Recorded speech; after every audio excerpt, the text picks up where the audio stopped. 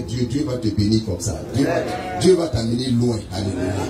Mais si tu fais comme ça avec Dieu, moi je t'assure d'une chose. Mon cher, il risque de résister et de combattre. Est-ce que vous savez que Dieu combat les gens? Dieu résiste à des personnes. Dieu combat des personnes. Peut-être que tu ne sais pas. Alléluia. On va prendre nos Bibles. Dans Genèse chapitre 28, rapidement s'il vous plaît. Aujourd'hui, je vais enseigner sur ce qu'on appelle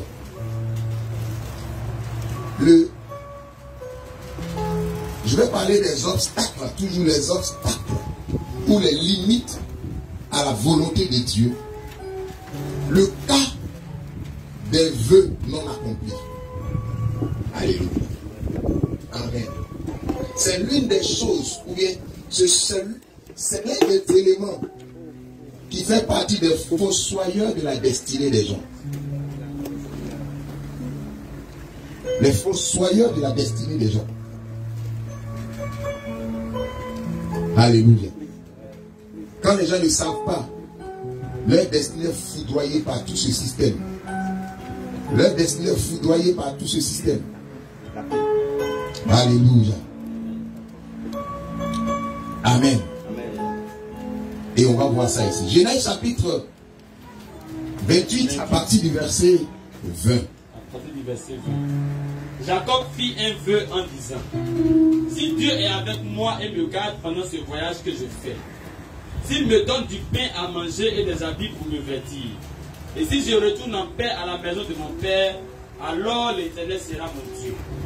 Cette pierre que j'ai dressée pour monument sera la maison de Dieu, et je te donnerai la dîme de tout ce que tu me donneras. Alléluia. Amen. Voici ce qu'on met. Va voir une pierre. Et cette pierre qu'il a vue là, il va soulever la pierre. Et puis moi je ne savais pas. Alléluia. Et là, il va faire une prière. Et quand il va faire la prière, il va commencer à faire des déclarations. Il va dire à l'Éternel, si, c'est là qu'il va faire un vœu à l'Éternel. Si tu fais telle chose, telle chose, telle chose, telle chose dans ma vie, et que tu me protèges là-bas, que tu ne permets pas à mes ennemis de me détruire, mais que tu me ramènes en paix et avec prospérité dans la maison, dans ma famille, dans la maison de mon père, alors tu seras mon Dieu. Et je vais te donner la dîme de tout mes biens. Alléluia. Alléluia. Amen. Jacob venait de faire là un vœu.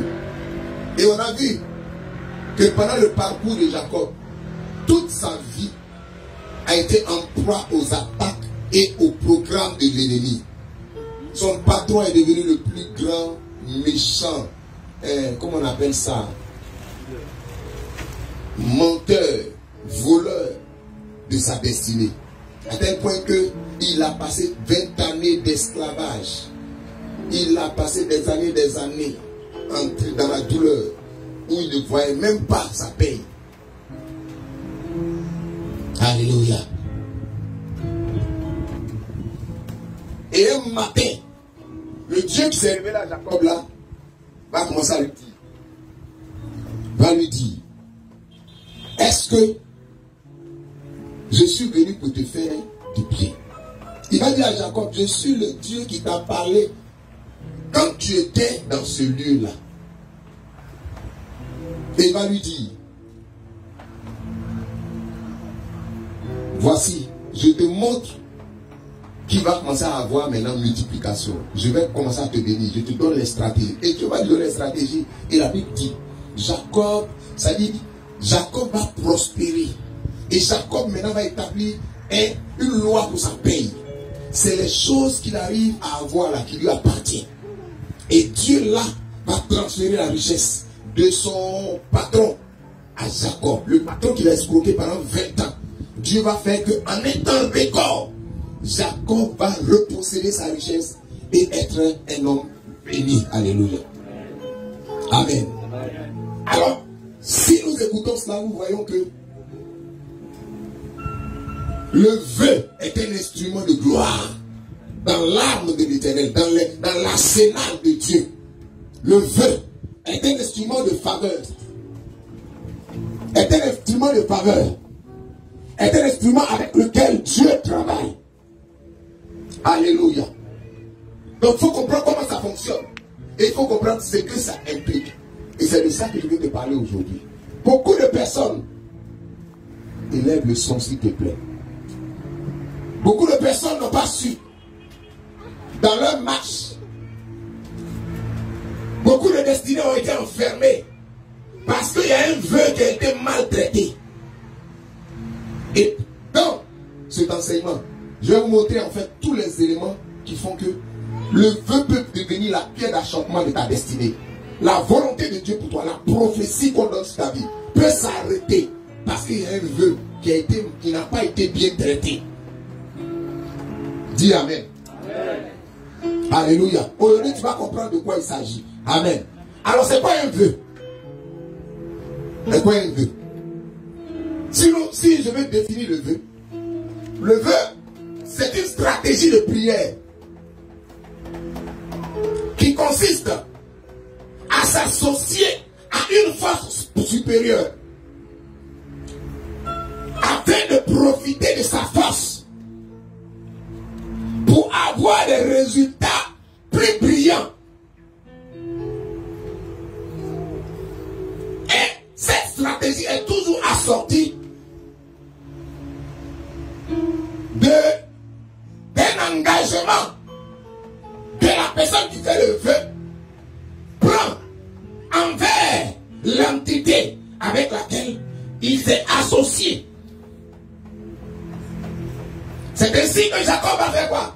Si tu fais ça, ça et ça, mais il sait que par sa propre force, il ne peut pas partir et puis réussir. Il sait qu'il ne peut pas gérer le dossier de bout en bout.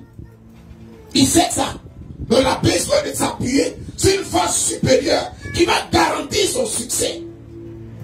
Et Jacob décide de s'appuyer sur Dieu. C'est une stratégie qui est capable de bouleverser et de terrasser les forteresses les plus coriaces. C'est une stratégie de victoire. Mais elle est toujours assortie à un engagement, à quelque chose que toi tu dois faire pour l'Éternel, pour l'entité. Le vœu peut se faire soit dans la maison de Dieu, mais le vœu peut se faire sur l'autel d'un fétiche. Le vœu peut se faire sur l'autel d'une secte. Le vœu peut se faire devant un marabout.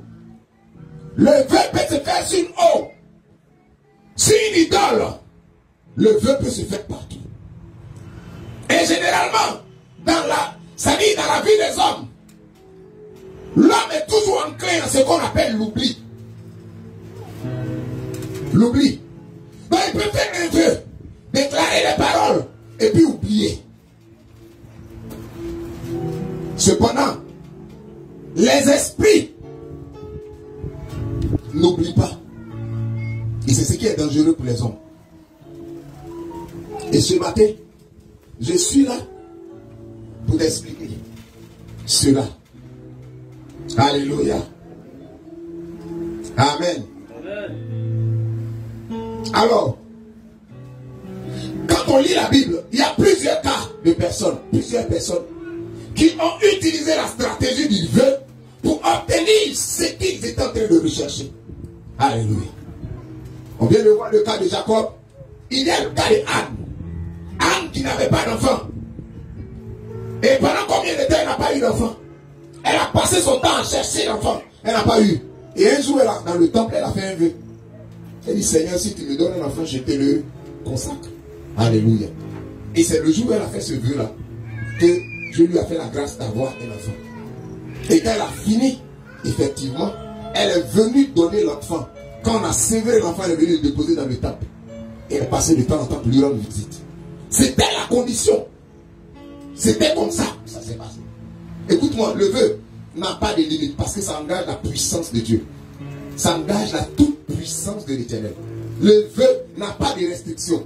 Le vœu, si c'est bien fait, ça atteint des objectifs vraiment extrêmement immenses. C'est capable de réaliser des victoires éclatantes avec le vœu. Alléluia.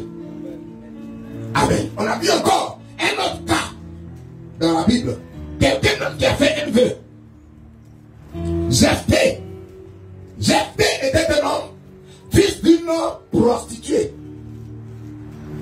Et cet homme-là a été rejeté pendant longtemps par sa famille. Et un matin, quand la famille a commencé à attaquer le peuple, la tribu a commencé à attaquer par les puissants des ténèbres, ce qui s'est passé, c'est que ils ont décidé de prendre Jephthé comme leader pour venir, pour combattre, de sorte à aller vers la victoire sur leurs ennemis. Mais la Bible dit, quand Jephthé est venu, qu'il a pris le pouvoir et qu'il devait aller combattre ses ennemis qui étaient plus puissants que lui, Jephthé a engagé la puissance du vœu.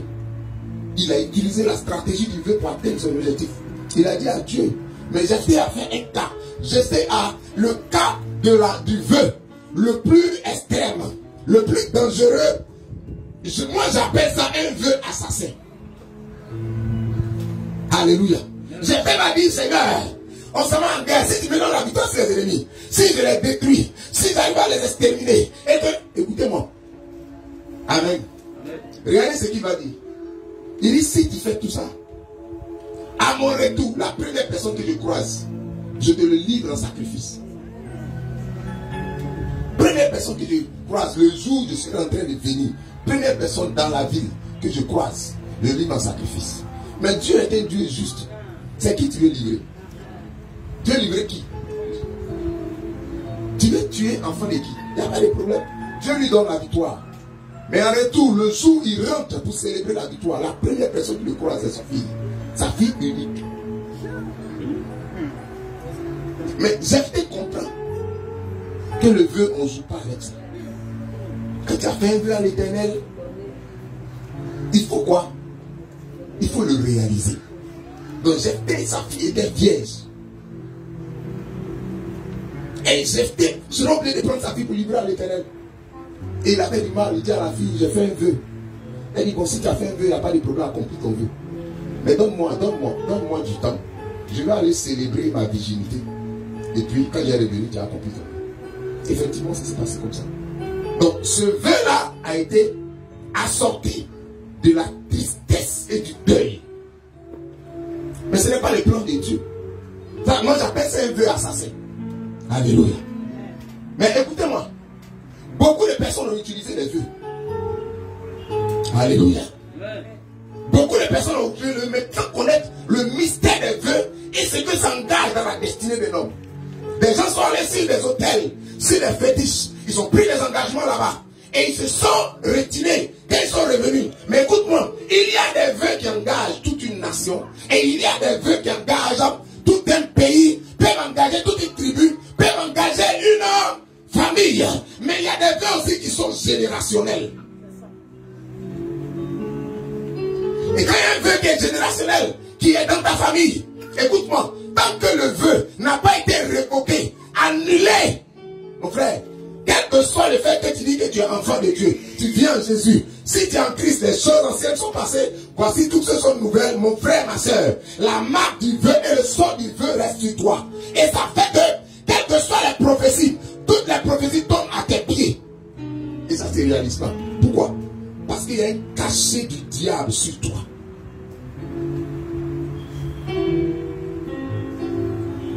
Pendant que je suis en train de parler, examine ta vie, va dans les profondeurs de ta famille, remonte. C'est l'une des choses qui bloque les destinées des enfants de Dieu. Parce que les ont pris des vœux.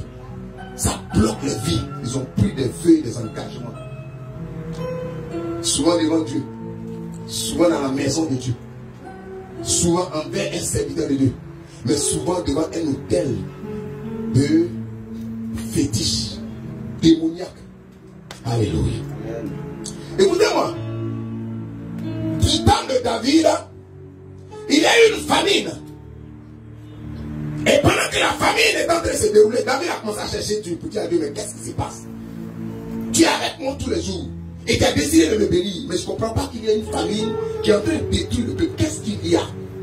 Et David, en cherchant l'Éternel, Dieu va lui dire, en fait, le problème d'Israël, c'est un vœu qui a été fait. Il dit, mais tu parles de quel vœu, d'Éternel? Il dit, vous, peuple d'Israël, vous avez fait un vœu. Donc, actuellement, votre problème, c'est que certainement vous avez touché à quelque chose. Et Dieu va lui dire, le problème, il faut aller voir les Gabaonites. C'est là-bas que se trouve le problème. Et vous savez ce qui s'est passé? David est parti voir les Gabaonites. Et il leur a dit, mais qu'est-ce qui se passe? Qu'est-ce qu'on vous a fait? Il dit, non. Vous, votre roi, à un moment donné, malgré le fait que vous avez fait alliance avec nous, et donc il ne voulait jamais avoir, on ne devait jamais tirer des guerres entre vous et nous.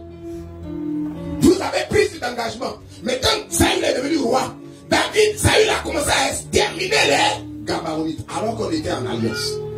Et donc cette alliance aujourd'hui parle contre le peuple d'Israël. Et Dieu qui est juste juge, Dieu commence à faire extermination de tout ce qui est, comment on appelle ça, fils d'Israël. Pour faire quoi? Pour sanctionner et juger l'alliance que vous avez brisée de l'autre côté. Et ils vont demander pardon. David va demander pardon. Et pendant tout le temps, on va dire, bon, comment on peut réparer? Comment on peut réparer ça? Les hommes ont dit, donne-nous 7 fils de David et de Saül. Et qu'on les pende, qu'on les tue. En plein soleil devant tout le monde. Pour que tout le monde sache comment marcher envers les Gabaonites. Et on a fini, on a livré les 7 fils qui restaient de Saül. On les a tous livrés. Et puis, la Bible dit, ils ont été frappés. Et la famine a carrément cessé. Alléluia. Pourquoi? Israël avait fait un engagement. Avec qui? Avec les Gabaonites. Et ils étaient en train de rentrer sur la terre promise. Ils ont pris un engagement que les Gabaonites seront qui n'ont jamais porté atteinte à ce peuple.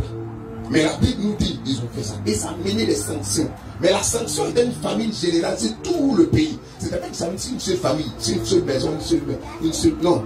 C'était quelque chose qui concernait tout un peuple entier. Alléluia. Mon frère, ma soeur, quels sont les engagements que ta famille est allée prendre sur des hôtels? Quels sont les engagements que tes pères sont allés prendre? Quels sont les décrets, les alliances, les pactes qu'ils sont allés faire? Qu'est-ce qu'ils sont allés dire? Qu'est-ce qu'ils sont allés prendre comme engagement? Si tu nous gardes, tu nous prévères, si tu fais de mon enfant à le concours de l'ENA, je te livre ceci, cela. Qu'est-ce que toi-même tu allais prendre comme engagement sur les hôtels, et puis après tu es venu te convertir et tu as oublié cela? Mais c'est dans tes propres paroles. Et c'est ta propre bouche qui allait prendre ces engagements. Et ces engagements deviennent des instruments de destruction contre ta vie. Qu'est-ce que tu allais prendre devant les forêts sacrées? Qu'est-ce que tu allais faire? Aujourd'hui, examine-toi toi-même. Tu te demandes. Souvent les gens disent non. Depuis ce venu en Christ, je n'ai rien vu. Tu ne verras rien. Parce qu'il y a un vœu qui dévore ta destinée. Il y a un vœu qui fait que tu es voué par interdit devant l'Éternel. Tu rentres devant l'Éternel, mais tu es voué par interdit. Aucune bénédiction n'a le droit de rentrer dans ta vie. Aucun mariage n'a le droit de venir dans ta vie. Je vais vous montrer que le vœu même, ça concerne le mariage aussi. Tout à l'heure. Alléluia. Donc c'est grave. Pourquoi? Parce que ton père peut faire un vœu. Et puis le vœu là, toi, il t'a engagé dans le vœu. Protège ma famille. Nous allons toujours t'adorer. Même si je ne suis pas là, mes enfants vont t'adorer. En tel temps, mais tu t'es converti. Donc en fait, tu ne remplis plus le vœu. Alors c'est l'engagement de la famille. Tu portes toujours le nom de la personne. Et ça envoie des réclamations. Et ça fait que tu ne comprends pas. Ta vie est détruite. Et est ruinée. L'ennemi combat toujours tout ce qui te concerne. Alléluia. Amen. C'est pourquoi la Bible dit qu'il faut prendre garde au vœu. On va regarder ensemble. Dans Ecclésiaste chapitre 5, verset 1 à 5. On va lire. Qu'est-ce qu'il faut faire? Rapidement. Ecclésiaste chapitre 5, verset 1 à 5. Ecclésiaste chapitre 5, verset 1 à 5. Ne te presse pas d'ouvrir la bouche et que ton cœur ne se hâte pas d'exprimer une parole devant Dieu. Car Dieu est au ciel et toi sur la terre. Que tes paroles soient donc peu nombreuses. Car si les songes naissent de la multitude des occupations, la voix de l'insensé se fait entendre de la multitude des paroles. Lorsque tu as fait un vœu à Dieu, ne tarde pas à l'accomplir, car il n'aime pas les insensés. Accomplis le vœu que tu as fait. Mieux vaut pour toi ne point faire de vœu que d'en faire un et de ne pas l'accomplir. Verset 5. Ne permets pas à ta bouche de faire pécher ta chair. Et ne dis pas en présence de l'envoyé que c'est une inadvertance. Pourquoi Dieu s'irriterait-il de tes paroles et détruirait-il l'ouvrage de ses mains? Va au verset 7. Verset 7. Si tu vois dans une province le pauvre opprimé et la violation des droits de la justice, ne t'en étonne point. Verset 7.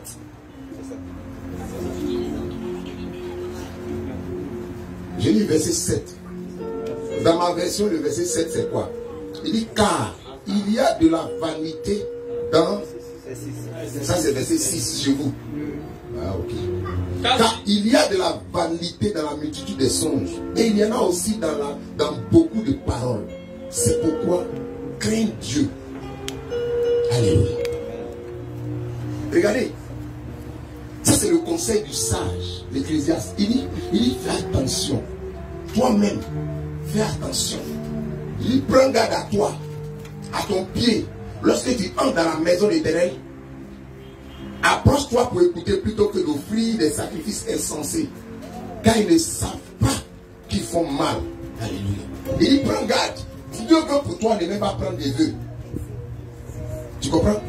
Mieux veut pour toi ne pas faire des vœux, ne pas prendre d'engagement, que d'en prendre et puis ne pas accomplir. Si tu prends un engagement, il faut l'accomplir. Parce que c'est dangereux pour toi. Parce que Dieu, tu risques d'activer la colère de Dieu sur toi. Alléluia.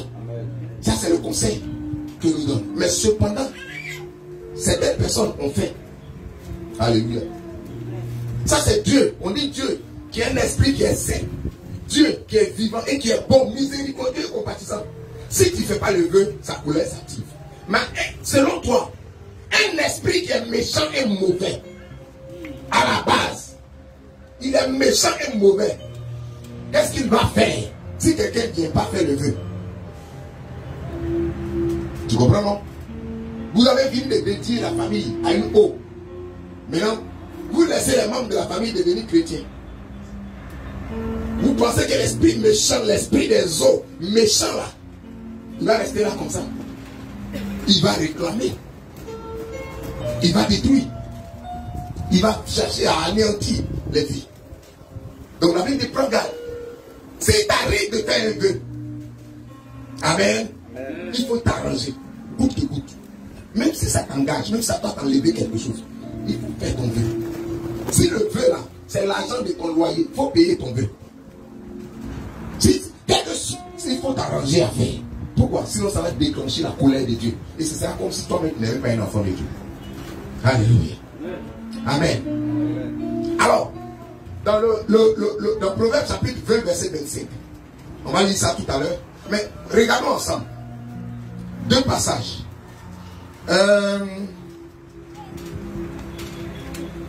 Nombre chapitre 20 et chapitre 30, verset 1. On va lire rapidement.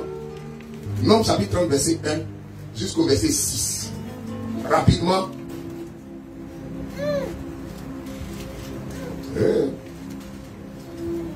Nombre chapitre 30, verset 1 jusqu'au verset 6. Nombre chapitre 30, verset 1 à 6. Moïse dit aux enfants d'Israël tout ce que l'Éternel lui avait ordonné. Moïse parla au chef des tribus des enfants d'Israël et dit, voici ce que l'Éternel ordonne.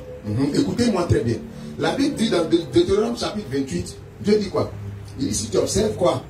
Mes ordonnances, mes principes, mes lois, voici les bénédictions qui viendront sur toi. Amen. Quelqu'un te demandait, mais qu'est-ce que c'est les ordonnances? Dieu dit, voici ce que j'ordonne. Est-ce que tu comprends? Les ordonnances sont des choses que tu as données comme ordre à appliquer, soit dans la société, soit dans la vie, soit dans les relations avec les gens, dans tous les domaines. Dieu donne des ordonnances, il y a des choses qu'il faut faire. Ce sont des ordres de Dieu. Il dit, voici ce que Dieu ordonne. Alléluia. Vas-y. Lorsqu'un homme fera un vœu à l'Éternel, ou un serment pour se lier par un engagement, il ne violera point sa parole. Amen. Il agira selon tout ce qui est sorti de sa bouche. Amen. On dit que quand un homme, ici, homme là, c'est femme comme garçon, va faire un vœu et qui va se lier à un engagement, il n'a pas le droit de violer son engagement. Amen. Alors je vais parler aux gens. Même le mariage est un vœu. Même le mariage est un vœu. On dit quand vous vous mariez, on dit chacun doit faire un vœu envers l'autre. Amen. Même le mariage est un engagement, est un vœu. Amen. Donc c'est interdit. Quelle que soit ta justification que tu peux donner pour aller être infidèle, c'est interdit. On dit tu ne violeras pas ton vœu quand tu as fait mariage. Mais on a vu ça dans la vie des gens. Et ça monte jusqu'au niveau des autorités. Ils sont capables d'être infidèles. Au niveau des hommes même qui sont élevés dans la société. Capables d'être infidèles et puis penser qu'on doit avoir une justification. Non, il y a ceci, il y a cela, il y a cela. On dit, une fois que tu as pris un engagement, tu n'as plus le droit de faire quoi? De violer ton engagement. Parce que Dieu va tirer vengeance de ça. Alléluia. Si tu fais un vœu, si tu prends un engagement, tu dis une alliance avec quelqu'un, contrat d'affaires, tu ne dois pas violer ça. Si tu violes ça, tu tombes sur le coup d'une malédiction. Vas-y, lis. Lorsqu'une femme, dans sa jeunesse, est à la maison de son père, fera un vœu à l'Éternel et se liera par un engagement, et que son père aura connaissance du vœu qu'elle a fait et de l'engagement par lequel elle s'est liée. Si son père garde le silence envers elle, tout vœu qu'elle aura fait sera valable. Écoutez, on dit une fille qui est dans la maison de son père. Là, on parle d'une jeune femme qui n'est pas encore mariée.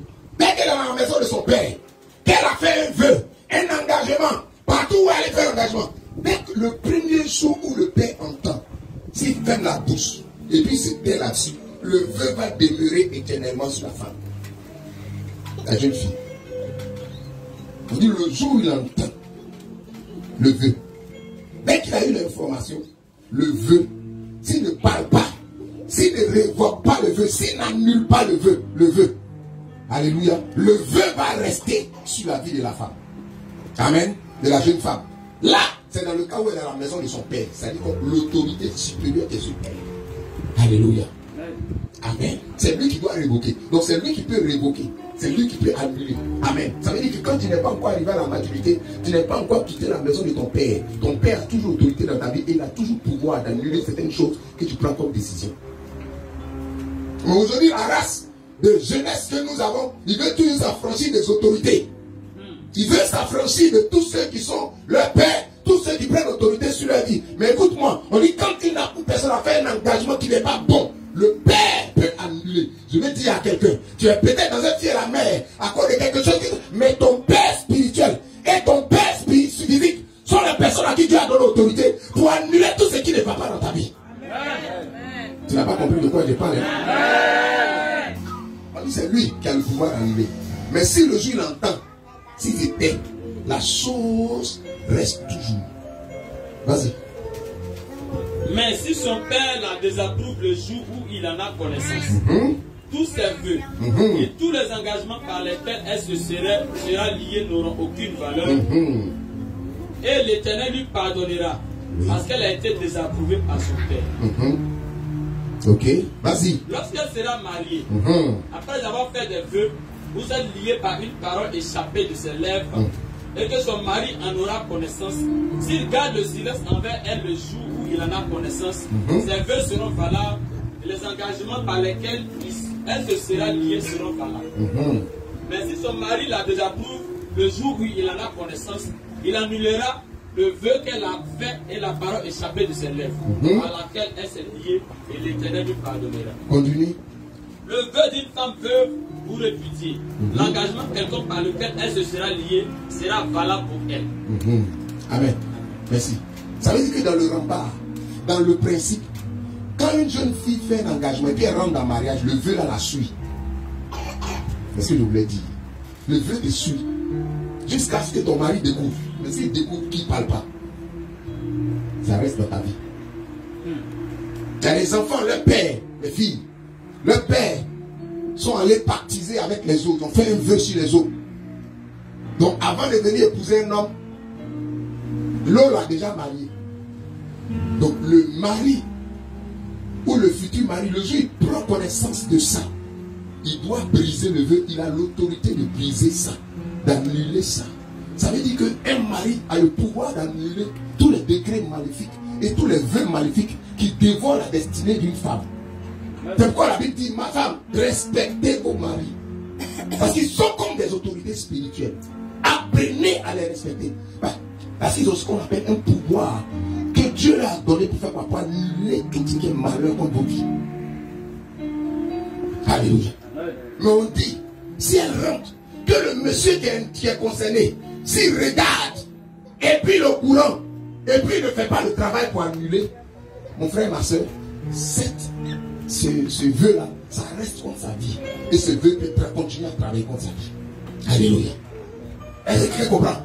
Ça veut dire que quelqu'un, dans sa jeunesse, dans la maison de son père, peut avoir un vœu dans sa vie, peut avoir un vœu maléfique dans sa vie, peut avoir un engagement sur l'eau, engagement sur les montagnes, engagement sur les fétiches, engagement d'adorer de ceci, engagement de ce faire cela. Et mais elle peut venir dans ta maison avec ça et puis devenir un instrument de destruction dans ta maison.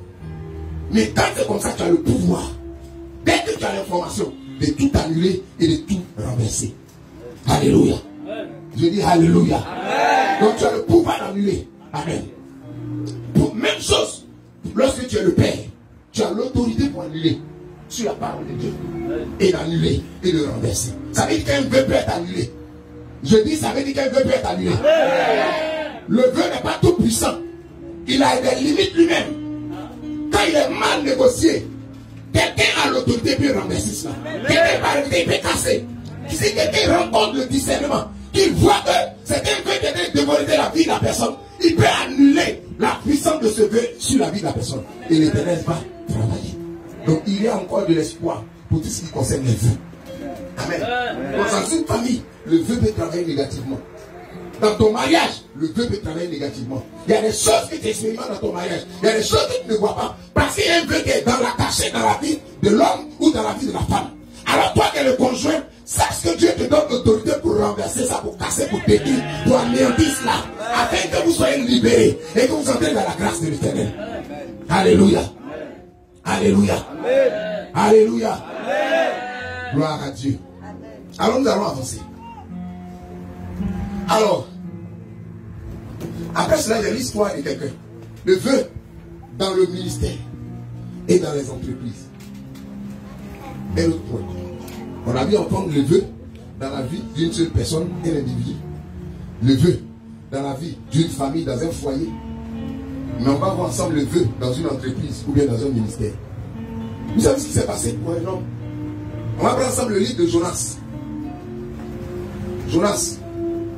Rapidement. Jonas chapitre 1 verset 1. Jonas chapitre 1 verset 1. La parole de l'Éternel fut adressée à Jonas, fils d'Amithaï, en ces mots. Lève-toi, va à Ninive, la grande ville, et crie contre elle, car sa méchanceté est montée jusqu'à moi.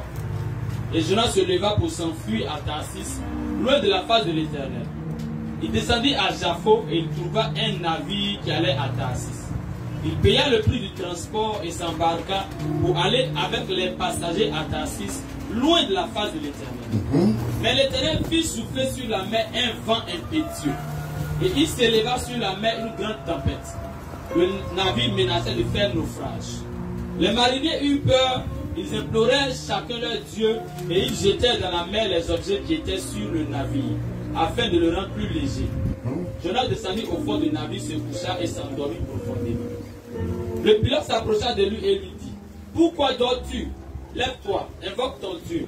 Peut-être voudra-t-il penser à nous et nous ne périrons pas. Et ils se rendirent l'un à l'autre. Venez et tirons au sort, pour savoir qui nous a dit ce malheur. Ils tiraient au sort et le sort tomba sur Jonas. Alors il lui dit: dis-nous, qui nous a dit ce malheur?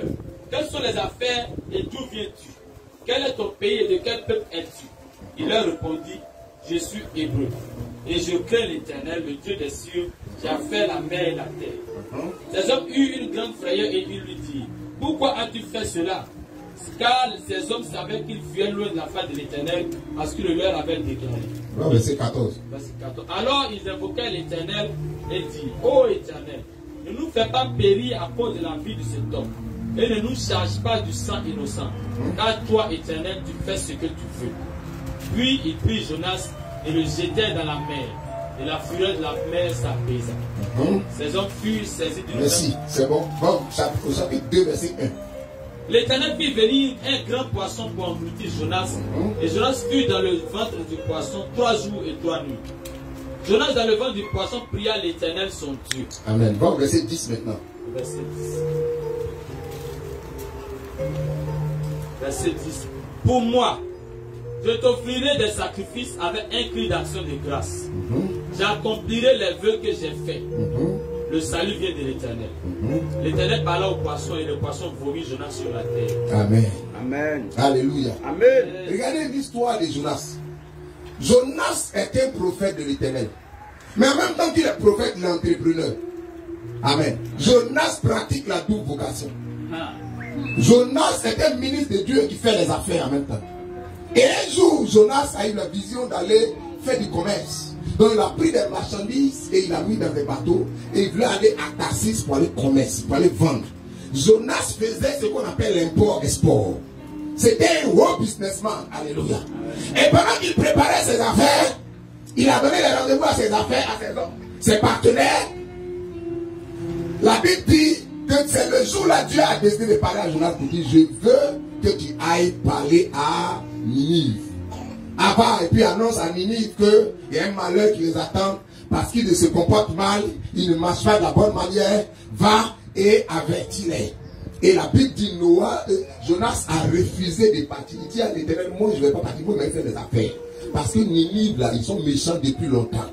Donc si tu veux les frapper, frappe-les. Moi je m'en vais pour faire des affaires. Et c'est dans cela que Jonas a fui la face de Dieu, la direction de Dieu, l'orientation du Seigneur. Et il est parti, il a emprunté le bateau, il s'est mis là-dedans. Amen. Mais écoute-moi très bien. Personne ne peut fuir la destinée que Dieu a tracée pour lui. Toute personne qui fuit la destinée que Dieu a tracée pour lui, pour elle, cette personne-là se livre à quoi? À la destruction de ses biens et à la destruction de sa vie. Et ça va jusqu'à la mort.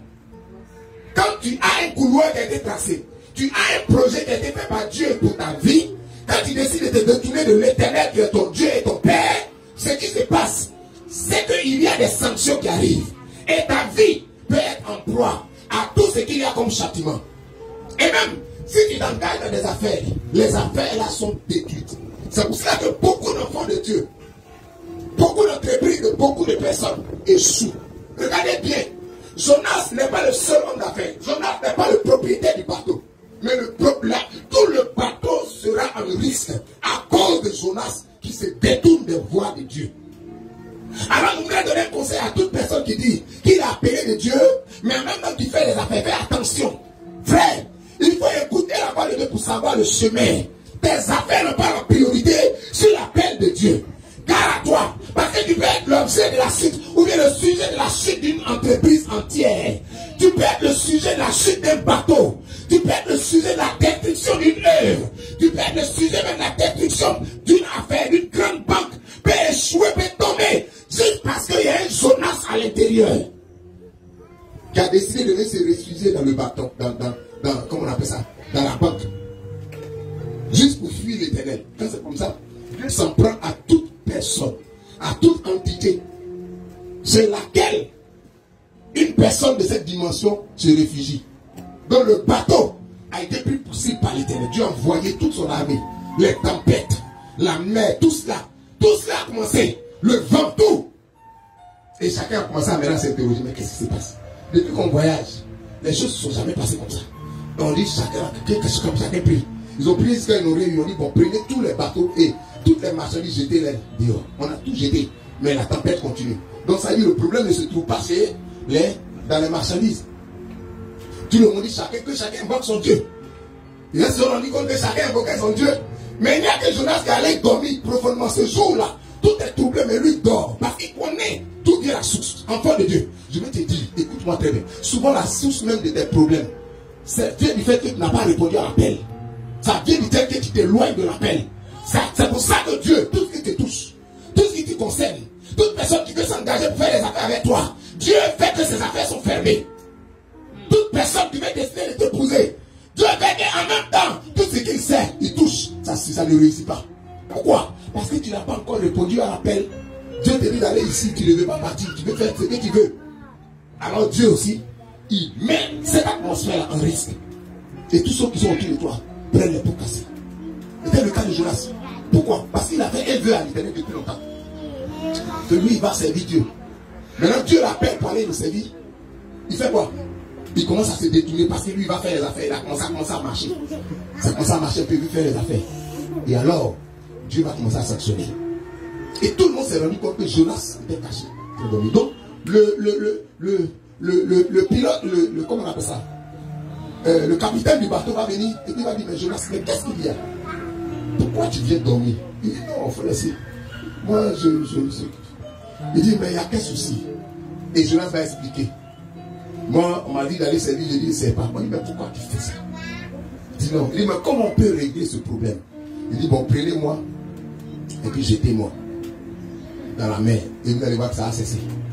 Effectivement, les gens vont prendre Jonas. Avant de le rejeter, ils vont dire à Dieu, ah, nous on n'a rien fait. C'est lui qui a dit. Hein? Il a donné la solution. Mais nous, on n'est pas contre sa vie. Mais nous, on veut que nos affaires se calment. Effectivement, dès qu'ils ont jeté, dès que la tempête s'est calmée. Alléluia. Mon frère, il y a des gens qui doivent jeter hors de ta maison.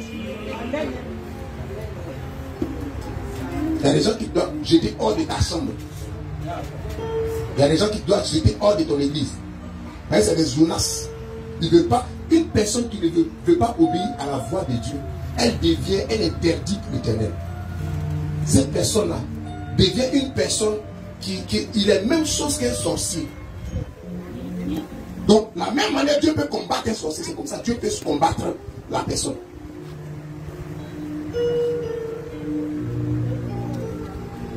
Si Dieu t'a appelé, Dieu t'a choisi. Et si un jour, pendant que tu es Seigneur, si tu m'utilises, si tu me donnes ton esprit, je vais aller pour imposer les mains au malade pour les guérir. Et puis, depuis que tu as reçu une onction pour imposer les mains au malade, tu es assis dans l'église. En fait, tu deviens un danger pour l'église. Soit on te presse pour que tu changes. Si tu ne veux pas changer, on doit te mettre dehors de l'église. Par rapport de toi seul, les tempêtes vont se multiplier sur l'église. Même dans les affaires, une personne qui a un vœu envers l'Éternel qui n'est pas accompli, elle devient un destructeur de destinée. Tout peut s'arrêter, les affaires, les gens peuvent se gâter à cause de toi seul. Donc les gens se disent non, je fais un vœu à l'Éternel pour servir Dieu, mais elle ne saisit qu'il y a pas 79 ans. Tu penses que Dieu a le temps de t'attendre? Tu penses que Dieu est là pour t'attendre? Le jour qu'il faisait le vœu là, tu ne savais pas, est-ce que tu lui as dit que c'est à son 14 ans que tu allais faire?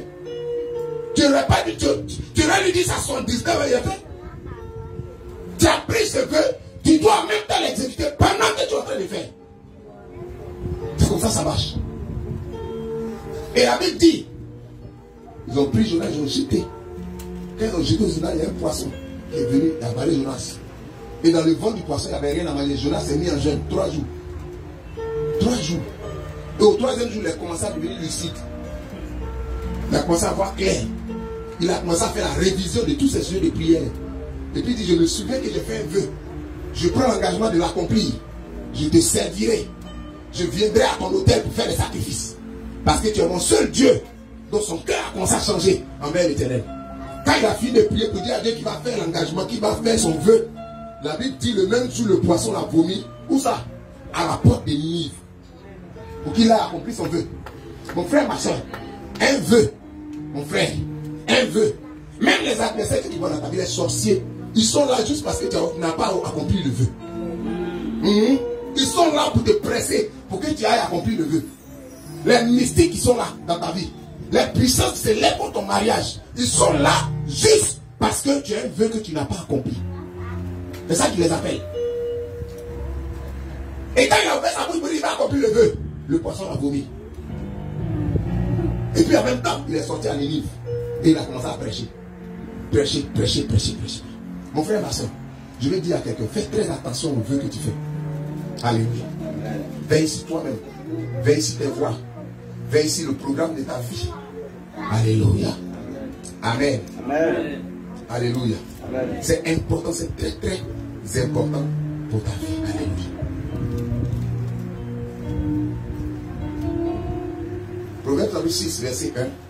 Et on va prier. Proverbe 6, verset 1. De 1 à 5. Mon fils, Si tu as cautionné ton prochain, si tu t'es engagé pour autrui, si tu es enlacé par les paroles de ta bouche, si tu es pris par les paroles de ta bouche, fais donc ceci, mon fils, dégage-toi, puisque tu es tombé au pouvoir de ton prochain. Va, prosterne-toi et fais des instances auprès de lui. Ne donne ni sommeil à tes yeux, ni assoupissement à tes paupières. Dégage-toi comme la gazelle de la main du chasseur, comme l'oiseau de la main de l'oiseleur. Va vers la fourmi paresseuse, considère ses voies et deviens sage. Merci. Alléluia. Il dit, mon fils, si tu as cautionné ton prochain, si tu t'es engagé pour autrui, et si tu es enlacé par les paroles de ta bouche, si tu es pris par les paroles de ta bouche, fais donc ceci, dégage-toi, puisque tu es tombé au pouvoir de ton prochain. Alléluia. Amen. Va, prosterne-toi, fais des instances auprès de lui. Ne donne aucun sommeil, ni sommeil à tes yeux, ni assoupissement à tes paupières. Dégage-toi comme une gazelle se dégage du chasseur, comme l'oiseau de la main de l'oiseleur. Amen. Voici la parole qui nous montre comment il faut faire. Si tu es dans des vœux, si tu as pris des engagements que tu n'as pas honorés, sache que ces engagements-là sont dus. Ça veut dire que c'est une dette. Donc il faut les annuler. Vous trouvez les moyens d'annuler ça. Vous trouvez les moyens de faire quoi? De les révoquer. Si tu as pris cet engagement auprès de quelqu'un, va, demande pardon. Si tu as pris cet engagement, alléluia, amen, sur un autel, il faut renverser. Si tu as pris un engagement devant le trône de Dieu, tu dois forcément accomplir ça. Amen. Alléluia. Amen. Tu es rentré en jeune. Tu allais prendre des engagements devant Dieu. Je vais faire ça pour toi. Je vais faire ça pour toi. Je vais faire ça. Depuis que tu es venu dans la maison, tu ne fais pas. Mon frère, ma soeur. Même dans ta vie, les prophéties de Dieu ne sont plus obligées de s'accomplir dans ta vie. Parce que tu as mis ça sous le pouvoir d'une malédiction. Mon frère, c'est de ça que ce matin je suis venu te parler. Les engagements, les vœux. Et j'ai dit que les engagements peuvent être des engagements séculaires. C'est-à-dire un vœu qui peut venir de ta famille. Et ce vœu-là, depuis longtemps, il dévore les membres de la famille. Parce que les gens, quand ils sont allés, ils ont pris un engagement pour dire, nous, chaque année, et dans toutes les descendances, dans toute la descendance, dans chaque génération, il y aura quelqu'un qui va adorer ce autel. Il y aura quelqu'un qui va faire ça. Il y aura des gens qui vont venir adorer. Nous, on va venir adorer. Ils ont pris ces engagements. Et puis toi, tu t'es converti. Toi, tu es venu au Seigneur. Mais quand il vient, il faut révoquer ça sur toi. Il faut sortir de ce pacte et de ces alliances et de ces vœux-là. Si tu ne fais pas ça, mon frère, dès que tu es au courant que tu ne fais pas ça, ce vœu-là continue à travailler contre ta vie. La valeur du vœu, ça dépend de la puissance de l'entité devant qui ce vœu-là a été pris. Et le Seigneur me disait que des mariages sont dévorés de cette manière. Des entreprises sont dévorées de cette manière. Des projets sont dévorés de cette manière. Des destinées sont détruites. Des ministères sont détruits de cette manière. Pourquoi? Parce que le vœu parle encore. Ils n'ont pas obéi. Ils n'ont pas accompli. Ils n'ont pas exaucé ce qu'ils auraient dit. Ils n'ont pas accompli l'engagement qu'ils ont pris. Et ça parle contre eux, même à l'église. Ils prennent des vœux, ils ne réalisent pas. Ils prennent des engagements, ils ne font pas. Et ils trouvent que non. Bon, Dieu même sait que je n'ai pas l'argent. Dieu même sait que bon, je n'ai pas le temps. Tu as dit que tu vas faire l'œuvre de Dieu. Tu as dit que tu vas le servir. Tu as dit que tu vas faire intercession. Et puis tu ne le fais pas. Et puis tu te retires. Quand c'est comme ça, Dieu te voit comme son ennemi. Parce qu'il a compté sur toi. Mais tu n'es pas venu au rendez-vous. Tu n'es pas venu au rendez-vous. Alléluia. Mon frère, ma soeur, à cette allure-là, toute une destinée peut subir un hécatombe. Toute une destinée. Un vœu qui n'est pas réalisé, ça peut détruire toute une destinée. Un engagement pris, une parole déclarée dans la famille. Je prie que cette année, je prie que maintenant, mais dans le temps dans lequel nous sommes, Dieu ouvre tes yeux sur les engagements que tu as pris par ta famille. Qui aujourd'hui ont enchaîné ta destinée. enchaîner ton histoire. Je prie que le Seigneur commence à te les révéler, afin que tu les annules sur ta vie, sur la destinée, ta destinée. Je prie que tous les engagements qui ont été pris sur ton mariage, les vœux qui ont été pris sur ton mariage, sur tes affaires, sur tes activités, que le Seigneur ouvre tes yeux là-dessus, et que tu puisses avoir l'autorité de les annuler. Tout engagement qui a été pris contre tes affaires, contre tes études, tout engagement qui a été pris, oh, tu vas te tenir debout, tiens-toi debout, on va commencer à prier. Tiens-toi debout, on va commencer à prier. Élève la voix. Élève la voix. Et puis dis à l'Éternel, ce matin, je viens pour annuler toutes sortes de vœux qui parlent contre ma vie. Par le sang de Jésus, par le prix du sacrifice du sang de Jésus. Par le prix. Ouvre la bouche. Je veux entendre quelqu'un prier avec effort, avec autorité, avec force, avec force, avec autorité. Dis Seigneur, j'annule toutes sortes de vœux et engagements que j'ai pris, qui m'ont enlacé, qui ont enchaîné ma destinée, qui ont enchaîné mon histoire, qui ont enchaîné mon avenir, qui ont livré en pâture tout ce qui me concerne.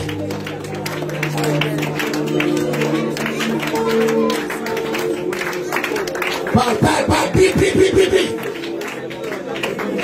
Élève la voix et prie. Je n'ai pas dit à quelqu'un de murmurer. Je dis de lever la voix et de prier.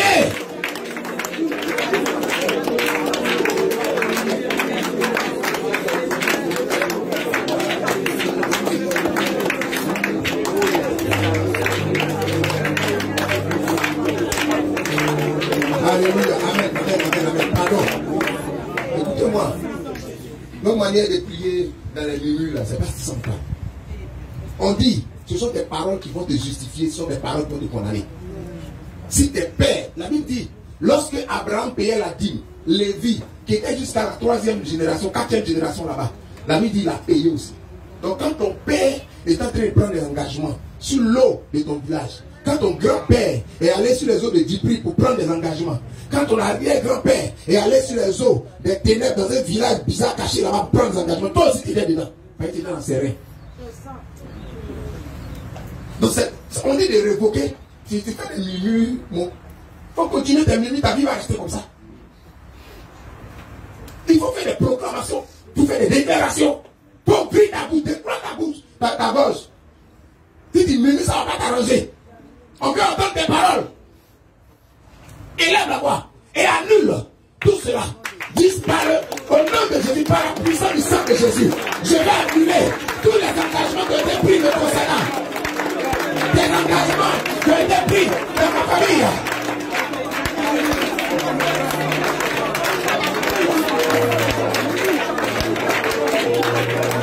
Je les annule. Ce soir, au nom de Jésus, j'annule tout ça d'engagement, tout ça de déclaration, tout ça de vœux venant de ma famille, qui ont scellé ma vie, qui ont scellé mon environnement, qui ont scellé mon ministère, qui ont scellé ma destinée, qui ont livré en pâture mon histoire. Seigneur, j'annule cela, je les annule, je les annule, je les annule, je les annule, je les annule, je les annule, je les annule.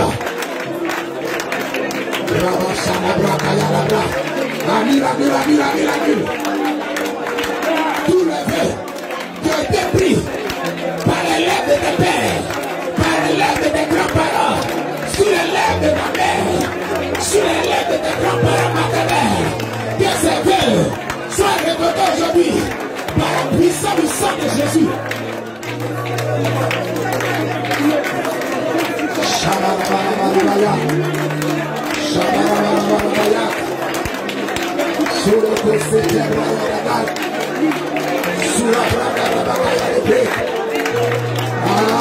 pas quelqu'un prier. J'entends pas quelqu'un prier. J'entends pas quelqu'un prier. Ton ennemi qui te détruit, ce sont ces vœux maléfiques. Ce sont ces vœux assassins. Ce sont ces vœux destructeurs.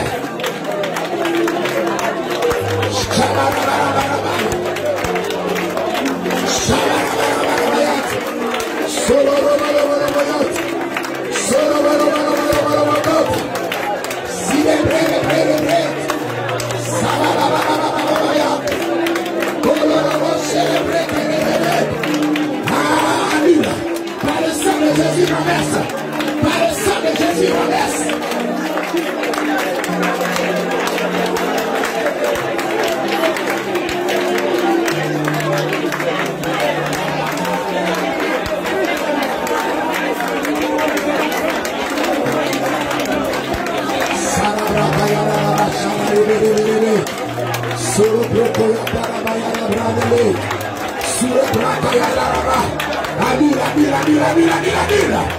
Annule les engagements, annule. Par le sang de Jésus, révoque-les.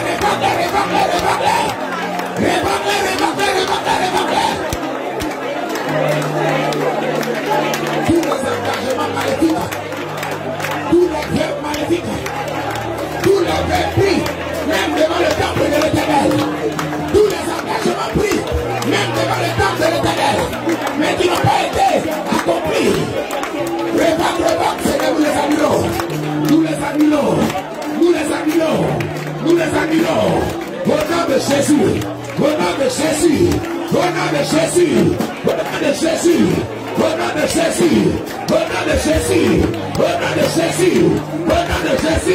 Au nom de Jésus.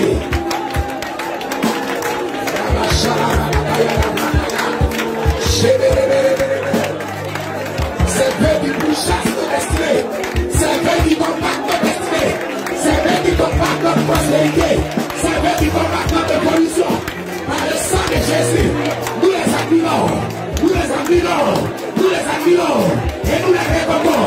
Au nom de Jésus.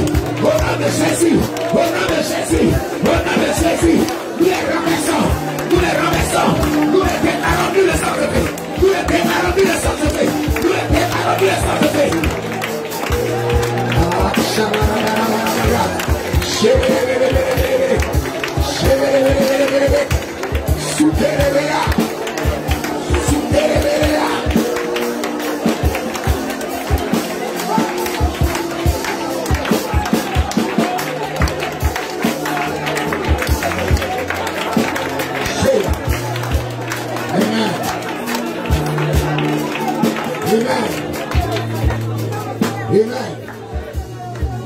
Amen.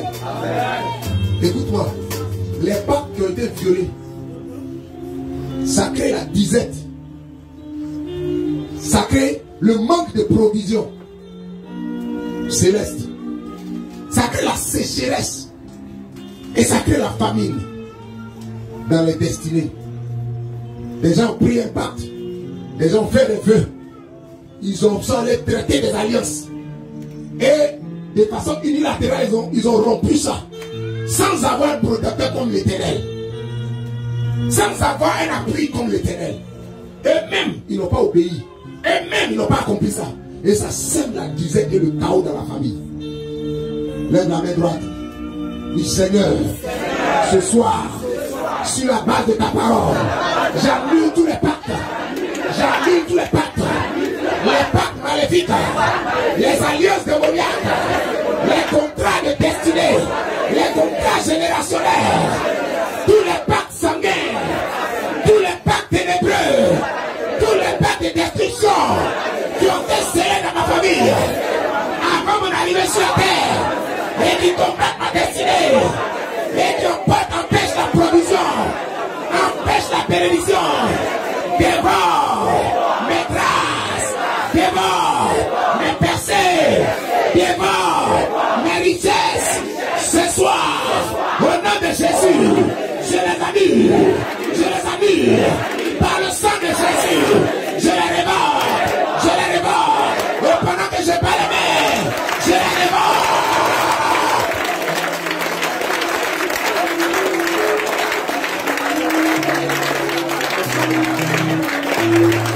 Que ce le blocage de ma vie,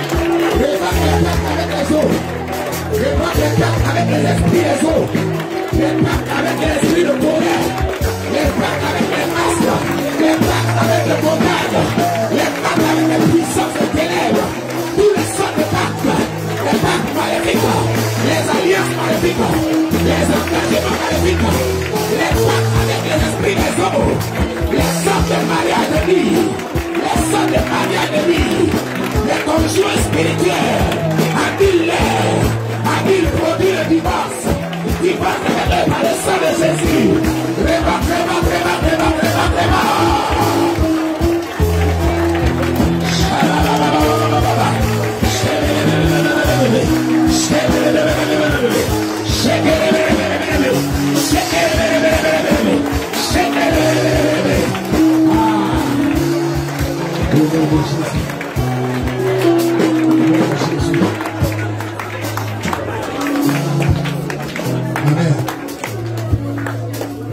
Lève les mains maintenant. Rends grâce à Dieu. Rends grâce à Dieu. Rends grâce au Seigneur. Parce qu'il t'exauce. Il t'exauce. Il t'exauce.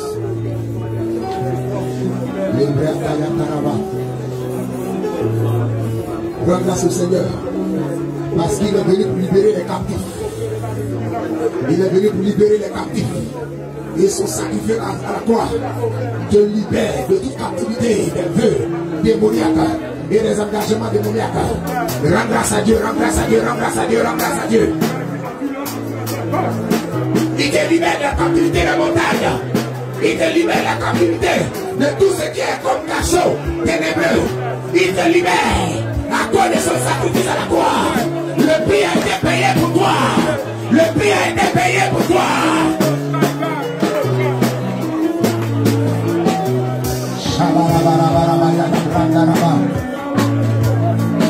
Ah.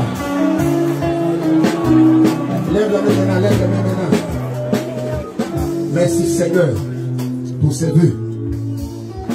Merci Seigneur pour ces vœux. Et ce soir, sur la base de la parole de l'Éternel maintenant, je viens par l'autorité du Seigneur afin de libérer toute personne qui était captive. Je déclare la liberté maintenant. Je déclare la liberté maintenant dans cette église. Je proclame maintenant. Soyez libérés. Je viens contre tout esprit qui retenait quelqu'un captif dans un cachot, dans une prison, dans une montagne, dans une grotte. Libère. Sors. J'ordonne que tous ceux qui étaient captifs, maintenant la puissance du Saint-Esprit maintenant vous libère. Allez sortez, allez sortez, allez sortez, allez sortez, allez sortez, allez sortez, allez sortez, sortez, sortez, sortez, sortez, sortez, sortez, sortez. Je vois la puissance du Saint-Esprit saisir les personnes pour les libérer, pour les faire sortir. Je vois la main de Dieu saisir les personnes pour les faire sortir. Je vois la main de Dieu libérer les personnes, les détacher de là où vous êtes enchaînés. Je vois les liens se rompre. Je vois les liens se rompre. Je vois les liens se rompre. Soyez libérés. Au nom de Jésus. Merci Seigneur. Merci Seigneur. Merci Seigneur. Merci Seigneur. Pour ta grâce. Ben, je déclare sur la vie d'une saison nouvelle qui est pilotée par ton esprit. Je déclare une saison nouvelle et ton esprit vient sur la vie. Ton onction maintenant touche à la vie et ta grâce touche à la vie. L'onction les sort de là où ils sont. L'onction les sort de là où ils sont. L'onction les sort de ces cachots. La main de Dieu les saisit là où ils sont. La puissance même de l'Éternel les saisit là où ils sont. Et je déclare une saison d'abondance, une saison de provision divine, une saison d'opportunité divine, une saison de visitation divine, une saison de bénédiction divine, une saison de grâce, une saison de faveur. Que tout vœu qui parlait contre la vie, tout vœu maléfique, tout vœu non accompli qui parlait contre la vie, soit maintenant annulé et déprogrammé au nom de Jésus de Nazareth. Je déclare silence à la voix de ces vœux. Silence à la voix de ces vœux. Et je déclare maintenant que la voix de Dieu, la voix de l'Éternel, la voix du sang de Jésus, la voix du rachat parle pour leur destinée. Désormais, ils sont renvoyés libres par l'autorité que tu me donnes en tant que leur père spirituel. Je déclare nul et sans effet tout vœu que tes enfants ont pris et qui crient contre eux, qui parlent contre eux par l'autorité que tu me donnes. Je déclare nul ces vœux.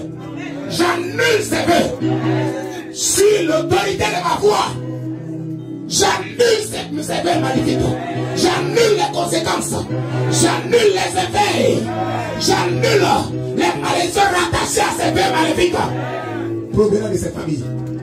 Je les déclare maintenant soutenus par la main de l'Éternel, protégés par la puissante main de l'Éternel, approvisionnés par la puissante main de l'Éternel. Je déclare ta grâce dans leur vie. Merci Seigneur, dans le nom de Jésus. Amen.